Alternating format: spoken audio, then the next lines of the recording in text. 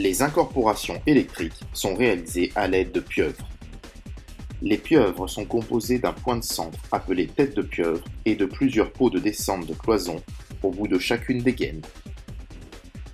Le rôle du pot de descente est de prévoir un espace de réservation dans le plafond en béton en prévision de l'installation d'un appareillage électrique dans la cloison sèche qui sera installé par la suite.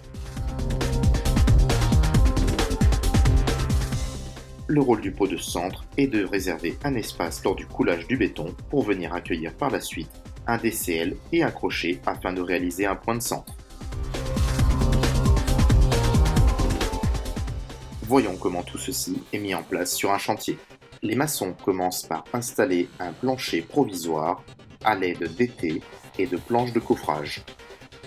L'électricien vient ensuite installer les couvercles de ces boîtes avant que les maçons ne viennent préparer le ferraillage du béton. Une fois les maçons prêts, l'électricien vient clipper les pots de descente ainsi que les pots de centre.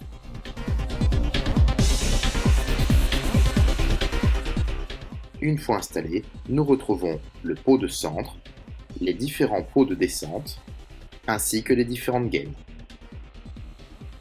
C'est à ce moment-là que les maçons peuvent couler le béton afin de réaliser la dalle. Les différents pots sont soumis alors à plusieurs contraintes. Le choc avec le béton et le poids de ce dernier, la température de séchage lors de la prise du béton, ainsi que parfois le poids du maçon si ce dernier n'est pas assez vigilant.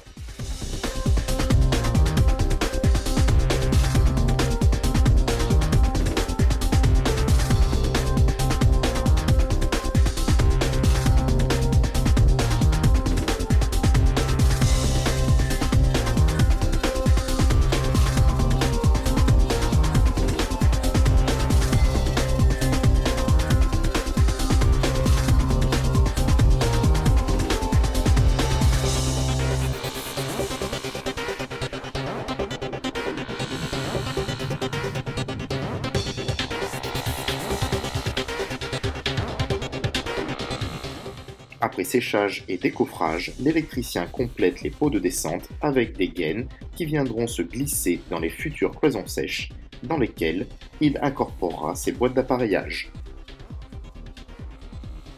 Il y a 4 étapes de pose. Préparation du plancher support, installation des couvercles appui des boîtes, coulage du béton et enfin, installation des boîtes de cloisons sèches. Retrouvez plus d'informations sur les solutions Eaton sur le www.eaton.com/fr.